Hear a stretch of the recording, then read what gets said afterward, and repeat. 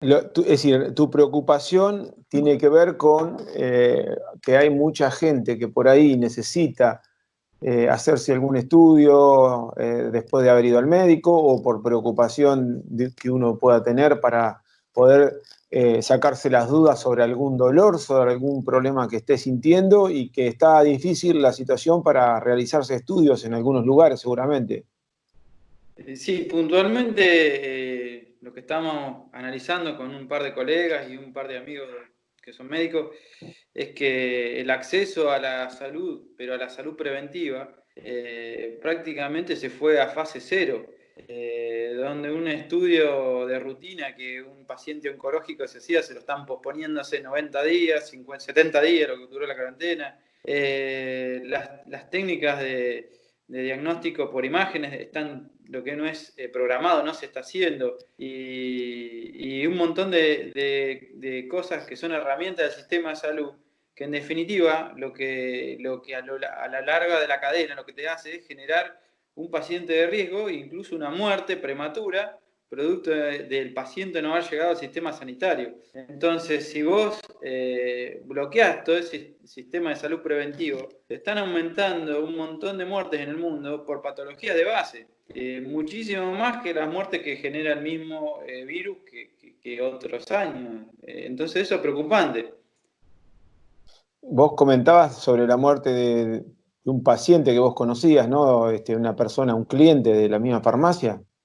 Claro, o sea, son casos que vos decís, se podría haber evitado una muerte por toda una hemorragia, no se hizo el estudio adecuado, lo dejaron pasar y cuando ya lo fueron a tratar ya era tarde. Y así de pasar con millones de personas ya. Ya hoy te cuesta ya que te atienda un médico, te atienden virtual, o sea, supongamos que llegué a una atención donde vos te puedan tirar un diagnóstico, pero ese diagnóstico nunca se puede, o sea, por semiología podés llegar si lo tenés al médico en presencia. Ya virtual perdés la semiología, una herramienta importantísima en la medicina. Suponete que te atendió particular con los medios de protección, un barbijo, lo que sea, y ya te pasa a una segunda fase donde necesitas un medio de diagnóstico. Si vos llamas, yo tuve por mi caso en particular, tenía que hacer una endoscopía. Llamé a 5 centros de endoscopía y si no es urgente, no te lo hacen. O sea, se están haciendo solo en emergencia, una instrucción. Lo mismo pasa con una videoconoscopía, con cualquier estudio que hoy vos querés hacer. Está muy limitado el paciente al acceso al medio de diagnóstico cuando es una herramienta súper, súper importante. O sea, yo lo que digo es que tendría que haber un término medio. Yo sé que cuando no hay vacuna, la cuarentena es la solución, pero la cuarentena total tampoco es la solución, porque en un sistema de una sociedad no sirve hacer un pozo y enterrarse a que pase la ola.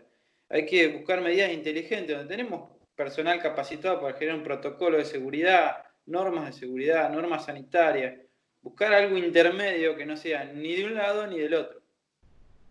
Y más o menos, ¿cómo te la imaginarías vos, es decir, a la cuarentena? ¿Qué medidas tomar o qué modificar dentro de la prevención?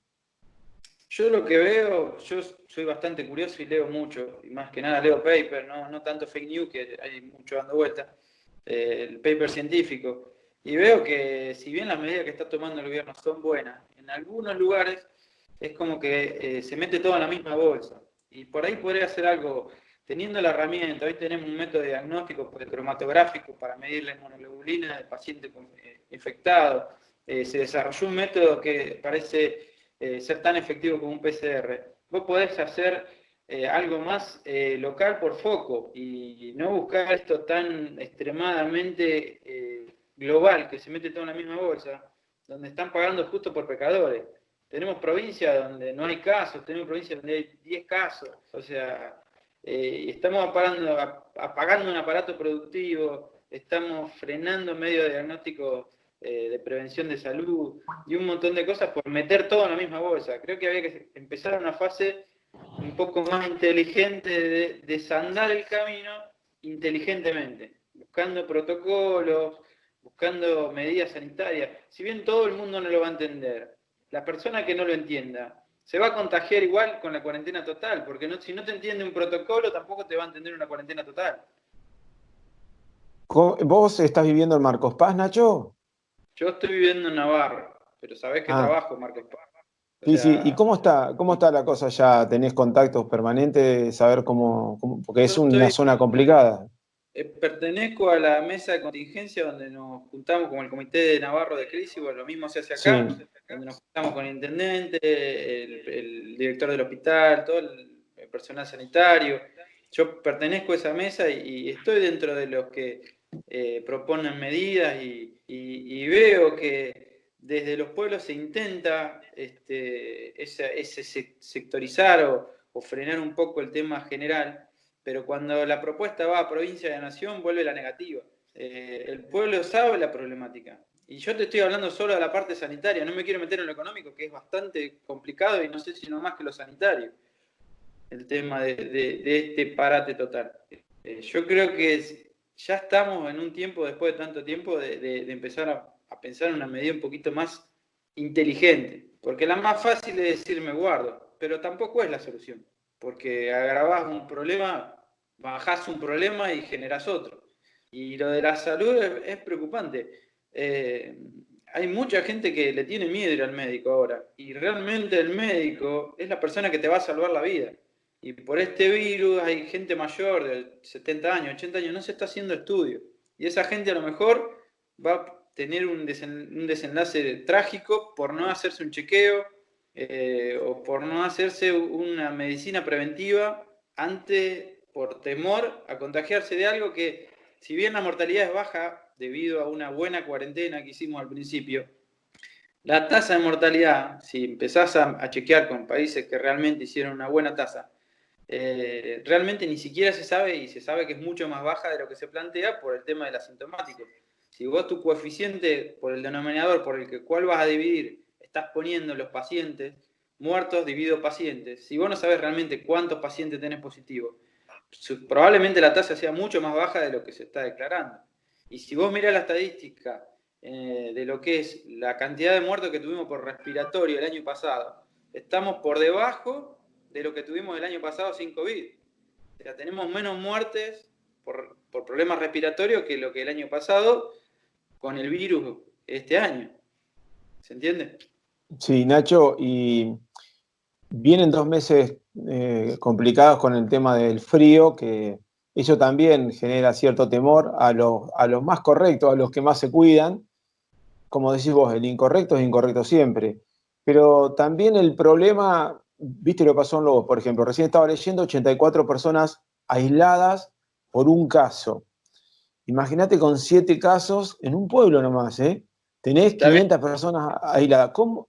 El miedo que hay, para mi manera de ver, de los profesionales médicos o de quien tiene que tomar la idea, es de sentirse responsable de no poder llegar a captar a toda esa gente que estuvieron y que se arme un desastre de contagio. Porque tiene que ver con esa irresponsabilidad de la que hablás vos. Si yo sé que estuve con esa persona, yo mismo me declaro para poder aislarme. Pero hay gente que no lo hace. Entonces se armaría un lío con tantas irresponsabilidades. No sé si me explico. Yo te entiendo perfecto, pero el irresponsable lo tenés con la cuarentena total o con la cuarentena parcial. Va a seguir siendo siempre el mismo caso. Para lo que yo voy puntualmente, si yo me pongo a pensar en el caso de cómo evoluciona el virus, es muy difícil aislar toda la población. El virus va a tener un curso normal. El caso es fijarse, nosotros tenemos la suerte de tener el diario del lunes porque esto ya pasó en Europa y ahora está bajando. Entonces yo tengo que ver los grupos de riesgo, como se está viendo, como lo vemos. Geriátricos, personal de salud, lugares por donde yo sé que si bien el virus no tiene un código postal, va a ir a tal lado y nada más que va a llegar ahí, pero sí tengo una manera de verlo por la parte, la persona sanitarista que trabaja con virus, sabe que va a haber determinados focos y de ese foco, ¿cuál va a ser el foco vulnerable? Entonces, si yo sé a dónde apuntar, sé dónde puede tirar la malla y de ahí agarrar. Ahora, cubrir toda la población es imposible. Por eso nunca se erradicó la gripe, si no, no tendríamos más gripe. El virus es un organismo que no lo voy a poder frenar. Lo que busco es no generar un colapso sanitario. Pero bueno, para mí yo estoy preocupado por el tema de la atención de la salud, que yo veo que está perdiendo mucha atención el tema de la prevención de salud. O sea, el tema de la cuestión de diagnóstico. No se están haciendo ningún tipo de diagnóstico, solo urgencia, y eso lo veo muy mal. Lo veo muy mal porque a mi criterio estamos perdiendo calidad de vida y expectativa de vida en población que a lo mejor hubiera vivido unos años más si hubiera llegado al diagnóstico antes. Tampoco ves que vayan a tomar alguna medida, por más que uno piense y lo exprese, da la sensación que esto inclusive se va a ajustar un poco más en estos tiempitos que vienen, ¿no? Es que yo creo que la falla está en la información, porque si yo asusto a la población va a tener miedo de ir al médico. Entonces, la realidad es que si bien es un virus que es complicado y tiene sus problemas, por eso tantos muertos en el mundo, y se están armando unidades febriles en hospitales para diferenciar el paciente común del paciente febril, pero yo creo que en lo que es la parte sanitaria habría que darle un poquito más de hincapié a que la gente no le tenga miedo a hacerse controles. Y a su vez los sistemas de salud que trabajan sobre los medios de diagnóstico, endoscopía, videocoloscopía, los controles oncológicos, no están prorrogando controles oncológicos. Esos sistemas tienen que tratar de volver a la normalidad con un protocolo seguro. Si tenemos el médico virólogo que pueda... La farmacia del día 1 trabajamos con el virus. Nunca cortó la farmacia. ¿Cuántos contagiados tenemos en todo el país de farmacia? Son 6. ¿Entendés? Quiere decir que si vos tenés la capacidad intelectual de manejarte en una pandemia con una medida sanitaria acorde y con los cuidados que necesitas, vos podés controlar la pandemia sin tener que reprimir la actividad. A eso voy. Buscar una salida inteligente, no con miedo, porque el miedo paraliza. Entonces, Bueno, me parece que el tema es buscar la salida, obviamente con conocimiento científico. me quedo con esa frase, ¿no? El miedo paraliza y bueno, tratar de estar activo, principalmente los que pueden, los que tienen la capacidad de decidir, los que están instruidos. Y nosotros de este lado tratar de escuchar a todas las opiniones. La tuya nos parece muy interesante, por eso queríamos charlar un ratito, Nacho. Te deseo lo mejor y te agradezco por este tiempo. Bueno, yo siempre te agradezco, Toto, porque, bueno, siempre conversamos y de la charla siempre sacamos algo bueno. Pero bueno, no sé, es una opinión, puedo estar equivocado. Realmente no sé, lo que veo es, puntualmente lo vi en un caso acá, me pasó a mí puntualmente que quise pedir una endoscopía preventiva porque estaba con mucha gastritis y llamé a 5 centros y ninguno me quiso hacer la endoscopía. Seguramente no va a pasar nada, yo voy a seguir mi vida normal, pero como una persona que trabaja en salud, sé que si llego al medio de diagnóstico, por lo menos tengo una posibilidad más sobre la enfermedad o sobre la posible enfermedad. Y eso está complicado para el ciudadano hoy día a día. Bueno, esperemos que todo mejore. Te agradezco mucho, Nacho. Dale, Toto, un abrazo fuerte.